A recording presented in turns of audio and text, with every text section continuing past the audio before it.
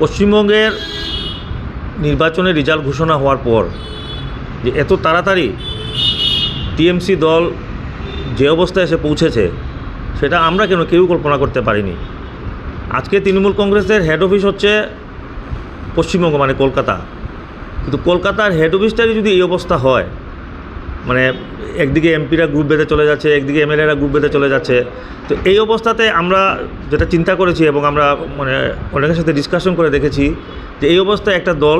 করা যায় না, দলকে এগিয়ে নিয়ে যাওয়া অসম্ভব। সেসব কথা চিন্তা করেই আমাদের নেত্রী সুস্মিতা দেব আজ আমাদের আসামের মুখ্যমন্ত্রী হেমন্ত বিশ্ব শর্মা মহাশয়ের সাথে দেখা করে তিনি কথাবার্তা বলেছেন এবং রাজ্যসভার এমপি হিসাবে এবং তৃণমূল কংগ্রেসের প্রাইমারি মেম্বার থেকে তিনি রিজাইন করেছেন এবং আগামী 2-1 দিনের মধ্যেই তিনি ভারতীয় জনতা পার্টিতে জয়েন করবেন। এবং আমরাও আমাদের কাছাড় জেলার বিভিন্ন যারা কর্মকর্তারা আমাদের সাথে ছিলেন এতদিন এবং আছেন ব্লক লেভেল মণ্ডল লেভেলে, তাদের সাথে আমরা কথাবার্তা বলেছি এবং আমরাও আগামী 2-1 দিনের মধ্যে তৃণমূল থেকে পদত্যাগ করব।